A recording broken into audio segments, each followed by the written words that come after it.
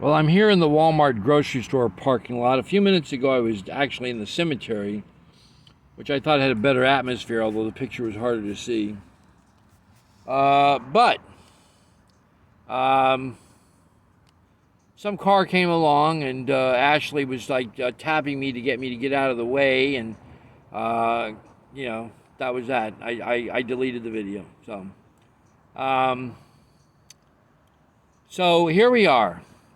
Okay, I'm gonna bottom line it for you. We have enough gas probably to get back up to Largo Library tomorrow, and then that's it. We'll have enough gas to probably go back and forth between Largo Library and Largo Central Park for 3 or 4 days, and then we'll run out of gas. So we need to sell some books tonight, preferably. We need to get some food. We're out of food. We're almost out of gas. Okay? I need to buy a lock for the storage unit before I can go into the storage unit. They'll take their lock off. I've got a few days, I got the storage unit's paid good through the 7th, and I've wasted 2 days. I haven't been able to get into it because I don't have $22 or $23 to pay for a new lock. Okay? I mean, nobody's buying anything, dudes. I've got Silver Age, I got Bronze Age. Yeah, they're DC Comics, so what?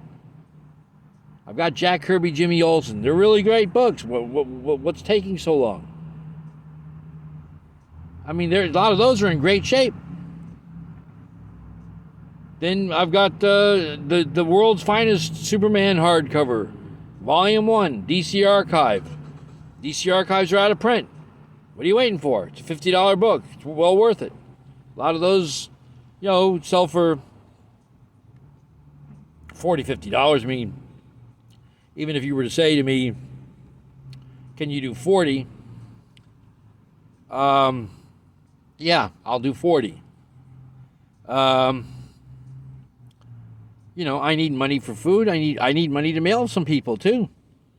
Because money went out for gas, money went out for, we were trying to get the car legal last week. And yes, we had help finally. But initially, before we had help, we were like trying to put cash together, and then money was going out for this, that, and the other thing. And, everything costs money. And when we're not making a lot, every little bit just goes. You just to buy a sandwich, it goes out the door. Everything's super expensive right now. It's ridiculous. Inflation is the worst it's been in forever. We need to have some sales to survive, to get out of this. I'm not asking people to give me a handout. I'm asking to sell some books so I can break even. I'm almost there. I mean, it's, 200, 225, something like that. Everybody would be shipped. We'd have the lock for the storage unit, which would give us access to more books. And then we'd have more stuff to sell. We have some people looking for some books. All I have to do is get to the storage unit and pull those books. And then we'll have money for those books. At least we know we have customers for those books. Okay? And then we can move on. Hopefully we'll have enough. As I've told Ashley, I'm willing to go ahead and pull. A lot of this stuff was stuff that I've had since I was a kid. And I didn't want to part with a lot of it. But I told her I'm willing to pull more because I want to get us out of this. Okay?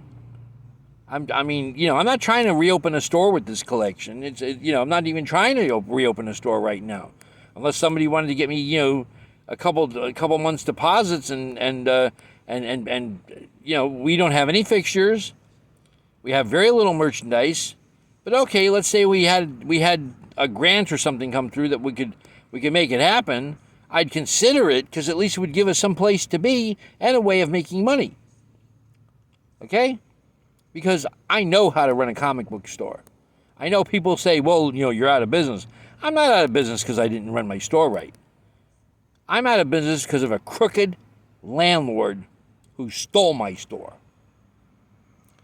First of all, we didn't owe him that much money. Second of all, we offered him 2 months' rent before we were behind. We owed him, We did not owe him.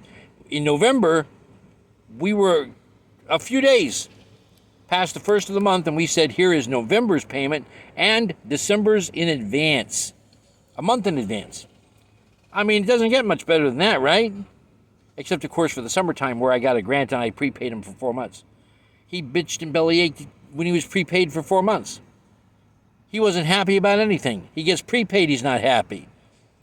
He wanted the store looking immaculate. Well, by November, the store was looking beautiful. By December, it was even better. Every month it got better and better and better. He wasn't happy. Wasn't happy with the store, wasn't happy, because he wanted the space for the cell phone guy. Because the dog groomer wanted to put in a kennel. That's all this was. But instead of just saying, okay, guys, you're a month-to-month tenant, so we're just going to have your lease canceled. You guys need to find another location. Straight up just pay us the rent until you go, which we would have done because we were prepared to do that. We actually had it. He came up with a bunch of games and said, I don't want to evict you. We want to try and work it out with you guys so you can stay. And we're not worried about getting the rent late. And that's why we don't have a store. Not because I did anything wrong, and not because I don't know how to run a store. In fact, I had, if you remember, I had the 3-wire racks. I mean, we'd gotten things done. The blue racks had newer Walmart releases, beautiful display, 6 comics per shelf, bagged and boarded. We had the wire racks. A wire rack for DC, 27 books.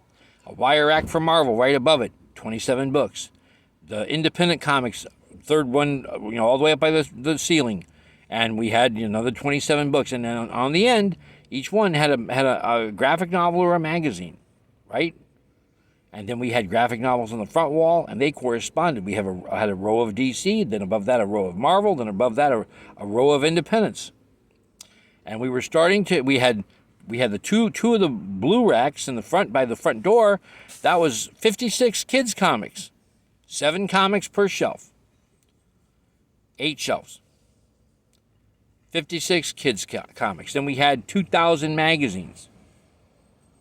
Then we had a taller blue rack that was going to be all back issue DC, and a taller blue rack that was going to be all back issue Marvel. And just as we were starting to set those displays up, that's when we started doing the consignment with Jeremy, our consignment guy, and we had major key issues coming in. And that kind of changed things, because then I started switching out those books, my Marvel books, for his Marvel books, and figuring out what I was going to do with the DC display. It was going to change things. The store started looking better. The back issue unit was full, and it was organized alphabetically. The front unit was being alphabetized. That was all the other stuff that I was grading and pricing, and I was writing out the cards for. Remember, I had to write the prices on index cards. I was getting that all set up. Everything that I had been posting online was getting priced and put in that front bin. And that's when they jumped on it, because they had made a comment to me that they felt that comic book stores were the number 4 business in the country. It was in Forbes magazine. And suddenly they didn't want me to give them cash for the bills. They didn't want the rent. And then they seized the store. They got a writ of possession against us, took the store, stole it. And now we don't have a business. We don't have the fixtures. We don't have the merchandise. We got nothing. They took all our personal stuff and they destroyed that stuff. Family photographs, things that are irreplaceable. They didn't care. And vindictively, they stopped me from retrieving customer books that were sold, and threatened me with arrest if I tried to retrieve the customer books. And then when I said, what about the personal stuff that's in there, the things that belong to my mother and my grandmother, things that have been in my family for 50 years, family photographs and things like that, they said, we're going to destroy it. And I said, why would you do something like that? They said, because we want to. Because we can. Because we took it all from you. This was all about getting even with us. Ashley and I aren't bad people. We hadn't done anything. Yeah, we were a slow pay. We paid our rent late sometimes. Sometimes we paid it in advance. But we were homeless and we had a broken down car and neighbors were complaining and we were in the store. At one point we were having to basically stay in the store and they didn't like that. So they came after us. No compassion. I'm disabled, right? So recovering from a stroke and 2 heart attacks over the last 3 years, but they don't care. Treating me like I'm a bad person. I'm not a bad person. I haven't done anything wrong. You have a visitor on my arm. Excuse me. Well, I get him off and it was an ant or what it was. So, here we are, cramped in the car. There's Ashley cramped in the seat there with a tub on her lap, wondering why her feet are going numb. Oh yeah, she's in terrible shape. Been to the emergency room twice. So what do we need from you guys? We need a little compassion, some purchases so we can get gas for the car, so we can go ahead and pay for a lock for the storage unit, so that we can get some food, preferably tonight.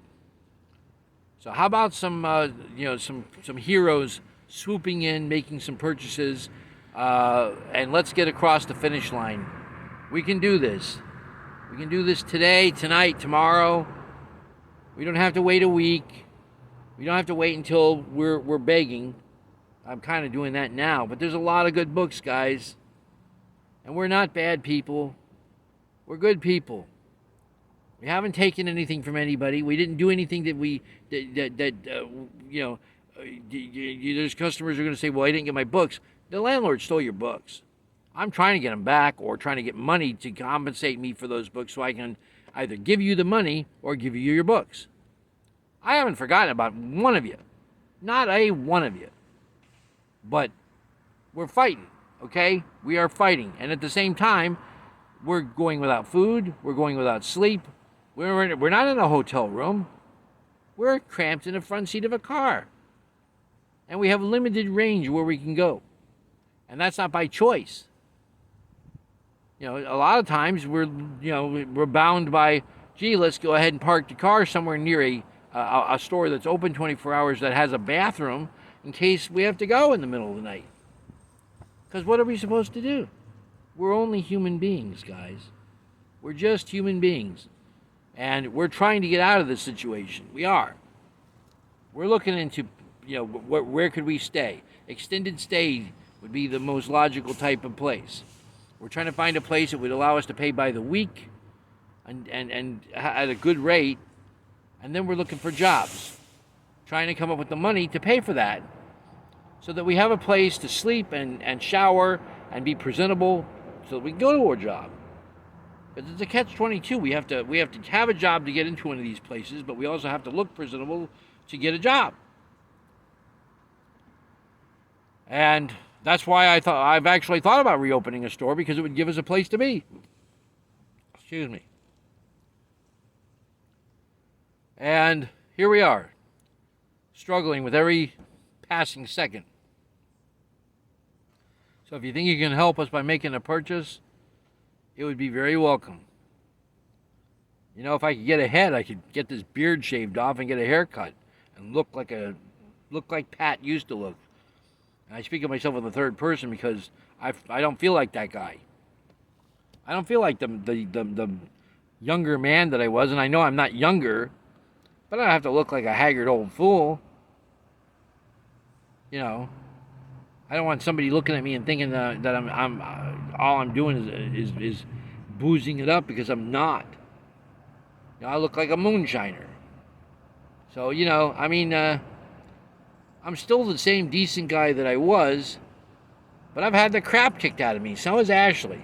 Neither one of us are happy. So let's see what we can do. I'm going to sign off because I'm afraid of how long this will take to upload. So I'll talk to you guys soon. Bye.